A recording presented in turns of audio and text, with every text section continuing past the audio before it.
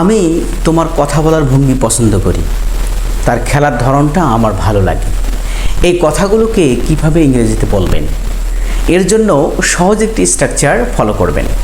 প্রথমে I like the way, তারপর subject এবং শেষে ভার্ব বসাবেন। যেমন আমি তোমার কথা বলার ভঙ্গি পছন্দ করি, I like the way you talk. আমি তোমার হাঁটার ধরন পছন্দ করি, I like the way you walk. আমি তার ভালোবাসার তরিকা পছন্দ করি, I like the way he loves.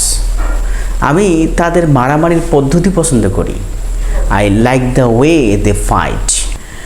আমি তোমার ফুটবল খেলার কৌশল পছন্দ করি, I like the way you play football.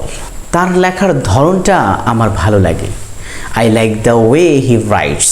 তার খেলার ধরনটা আমার ভালো লাগে, I like the way he place.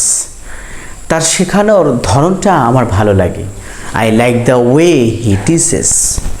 আর যদি আমরা এই বাক্যগুলোকে নেগেটিভ করতে যাই, সেক্ষেত্রে আমরা টন যুক্ত করতে পারি। তার লেখার ধরনটা আমার ভালো লাগে না, এক্ষেত্রে আমরা বলবো I don't like the way she rights. অথবা তার খেলার ধরনটা আমার ভালো লাগে না, I don't like the way he plays. তার শেখানোর ধরনটা আমার ভালো লাগে না, I don't like the way he teaches. এরকম আরও ভিডিও পেতে অবশ্যই চ্যানেলটি সাবস্ক্রাইব করবে এবং সেই সাথে আমাকে ফলো করবে। ধন্যবাদ সকলকে।